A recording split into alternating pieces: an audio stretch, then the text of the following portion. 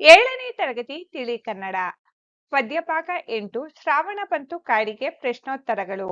ಕೃತಿಕಾರರ ಪರಿಚಯ. ದರಾ ಬೇಂದ್ರೆ. ಪೂರ್ಣ ಹೆಸರು ದತ್ತಾತ್ರೇಯ ರಾಮಚಂದ್ರ ಬೇಂದ್ರೆ. ಕಾಲ 31/1/1896ರಲ್ಲಿ ಇವರು ಜನಿಸಿದರು. 26/10/1981ರಲ್ಲಿ ಇವರು ನಿಧನರಾಗಿದ್ದಾರೆ. ಸ್ಥಳ ಧಾರವಾಡ. ಕಾವ್ಯನಾಮ ಅಂಬಿಕಾತನಯ ದತ್ತ. ಕವನ ಸಂಕಲನ ಗರಿ, ಗಂಗಾವತರಣ, ನಾದಲೀದೆ, ಸಖಿಗೀತ, ಉಯ್ಯಾಲೆ, ಅರಳು ಮರಳು ಇನ್ನೂ ಮುಂತಾದವು. ವಿಮರ್ಶಾ ಕೃತಿಗಳು. ಸಾಹಿತ್ಯದ ವಿರಾಟ್ ಸ್ವರೂಪ, ಕಾವ್ಯೋದ್ಯೋಗ.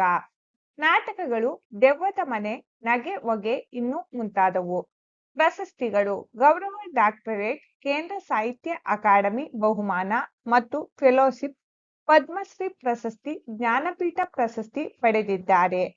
ಪ್ರಸ್ತುತ ಶ್ರಾವಣ ಬಂತು ಕಾಡಿಗೆ ಕವನವನ್ನು ಅವರ ಆಡು ಪಾಡು ಕವನ ಸಂಗ್ರಹದಿಂದ ಆಯ್ದುಕೊಳ್ಳಲಾಗಿದೆ.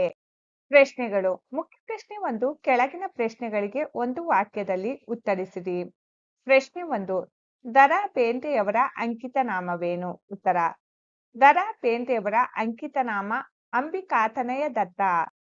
ಪ್ರಶ್ನೆ 2. ಶ್ರಾವಣದ ಮಳೆಯನ್ನು ಬೇಂದ್ರೆಯವರು ಯಾರ ಕುಣಿತಕ್ಕೆ ಹೋಲಿಸಿದ್ದಾರೆ? ಉತ್ತರ.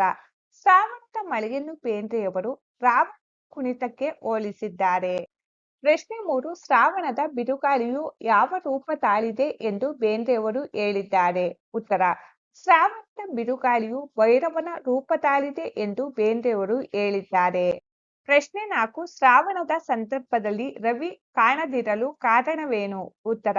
ಶ್ರಾವಣದ ಸಂದರ್ಭದಲ್ಲಿ ಮುಗಿಲು ರವಿಯನ್ನು ಮರೆಮಾಚಿರುವ ಕಾರಣದಿಂದ ರವಿ ಕಾಣುವುದಿಲ್ಲ. ಪ್ರಶ್ನೆ 5. ಶ್ರಾವಣದಲ್ಲಿ ಹೊಳೆ ಮತ್ತು ಮಳೆಗಳ ಮಿಲನವನ್ನು ಕವಿ ಏನೆಂದು ಬಣ್ಣಿಸಿದ್ದಾರೆ? ಉತ್ತರ. ಶ್ರಾವಣದಲ್ಲಿ ಹೊಳೆ ಮತ್ತು ಮಳೆಗಳ ಮಿಲನವನ್ನು ಲಗ್ನವಾದಂತೆ ಎಂದು ಕವಿ ಬಣ್ಣಿಸಿದ್ದಾರೆ. ಮುಖ್ಯ ಪ್ರಶ್ನೆ 2. ಕೆಳಗಿನ ಪ್ರಶ್ನೆಗಳಿಗೆ 2-3 ವಾಕ್ಯಗಳಲ್ಲಿ ಉತ್ತರಿಸಿರಿ. ಪ್ರಶ್ನೆ 1. ಬೇಂದ್ರೆಯವರು ಶ್ರಾವಣ ಎಲ್ಲೆಲ್ಲಿಗೆ ಬಂತು ಎಂದು ಹೇಳಿದ್ದಾರೆ? ಉತ್ತರ. ಬೇಂದ್ರೆಯವರು ಶ್ರಾವಣವು ಕಾಡಿಗೆ, ನಾಡಿಗೆ, ಬೀದಿಗೆ, ಕಡಲಿಗೆ, ಘಟ್ಟಗಳಿಗೆ, ಬಾನಿಗೆ, ಊರಿಗೆ, ಕೇರಿಗೆ, ಮನೆ ಮನೆಗೆ ಬಂದಿತು ಎಂದು ಹೇಳಿದ್ದಾರೆ. ಪ್ರಶ್ನೆ ಸಂಖ್ಯೆ 2. ಕವಿ ಬೇಂದ್ರೆಯವರು ಶ್ರಾವಣದ ಕಡಲಿನ ರೌದ್ರತೆಯನ್ನು ಹೇಗೆ ವರ್ಣಿಸಿದ್ದಾರೆ? ಉತ್ತರ. ಕವಿ ಬೇಂದ್ರೆಯವರು ಶ್ರಾವಣದ ಕಡಲಿನ ರೌದ್ರತೆ ರಾವಣ ಕುಣಿತದಂತೆ ಇರುತ್ತದೆ. ಮೋಡದಿಂದ ಸುರಿದ ಮಳೆಯ ಆರ್ಭಟ ರಾವಣನು ರೌದ್ರದಿಂದ ನರ್ತನ ಮಾಡಿದಂತೆ ಇರುತ್ತದೆ ಎಂದು ವರ್ಣಿಸಿದ್ದಾರೆ.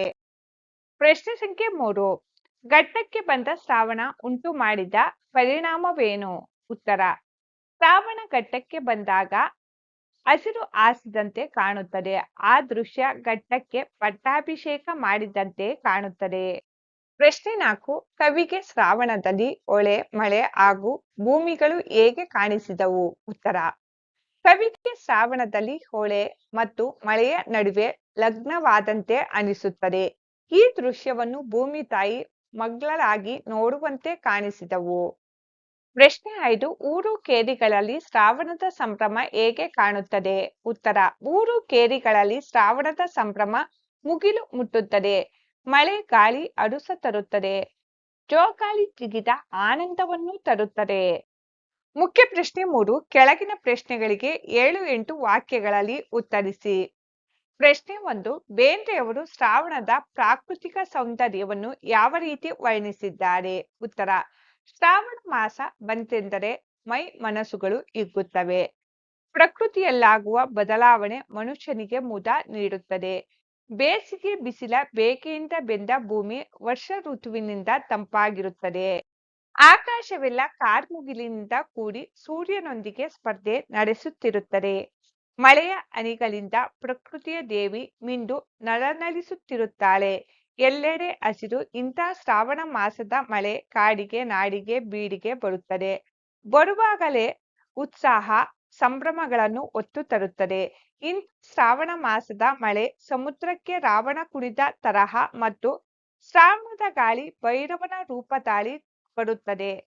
ಘಟ್ಟದಲ್ಲಿ, ಆಕಾಶದಲ್ಲಿ, ಭೂಮಿಯ ಮೇಲೆ ಎಲ್ಲಾ ಕಡೆಯೂ ಮಳೆಯ ಆರ್ಭಟ. ಇಂಥ ಶುಭ ಗಳಿಗೆಯಲ್ಲಿ ಹೊಳೆ ಮತ್ತು ಮಳೆಗೆ ಲಗ್ನವಾಗುತ್ತದೆ. ಅದನ್ನೇ ತನ್ಮಯಳಾಗಿ ಭೂಮಿ ತಾಯಿ ನೋಡುತ್ತಿರುತ್ತಾಳೆ. ಹೀಗೆ ಊರಿಗೆ ಕೇರಿಗೆ ಬರುವ ಶ್ರಾವಣದ ಮಳೆ ಜೋಕಾಲಿಯ ಜೀಕಿನಂತಿರುತ್ತದೆ. ಎಲ್ಲರೂ ಈ ಮಳೆಯನ್ನು ಸಂತೋಷ ಸಂಭ್ರಮದಿಂದ ಆಹ್ವಾನಿಸಿ ಅದರಲ್ಲಿ ತಾವು ಒಂದಾಗುತ್ತಾರೆ. ಅವರ ಆನಂದ ಎಲ್ಲೆ ಮೀರುತ್ತದೆ ಎಂದು ಬೇಂದ್ರೆಯವರು ಶ್ರಾವಣದ ಪ್ರಾಕೃತಿಕ ಸೌಂದರ್ಯವನ್ನು ವರ್ಣಿಸಿದ್ದಾರೆ. ಭಾಷಾಭ್ಯಾಸ. ಮುಖ್ಯ ಪ್ರಶ್ನೆ 1. ಕೆಳಗಿನ ಪದಗಳಿಗೆ ಗ್ರಾಂಥಿಕ ರೂಪ ಬರೆಯಿರಿ. ಮಾದರಿ: ಕುಣಿದಾಂಗ. ಗ್ರಾಂಥಿಕ ರೂಪ: ಕುಣಿದ ಹಾಗೆ, ಬಂತು, ಬಂದಿತು. ಅಡರ್ಯಾವ: ಮೇಲಕ್ಕೆ ಹತ್ತು. ಉಕ್ತಾವ: ಉಕ್ಕುತ್ತದೆ.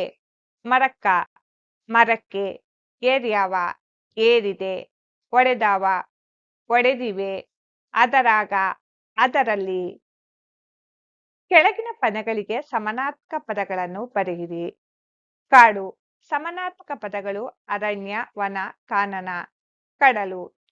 ಸಮಾನಾರ್ಥಕ ಪದಗಳು ಸಮುದ್ರ, ಸಾಗರ, ಬಾನು. ಸಮಾನಾರ್ಥಕ ಪದಗಳು ಆಕಾಶ, ನಭ, ಗಗನ. ರವಿ.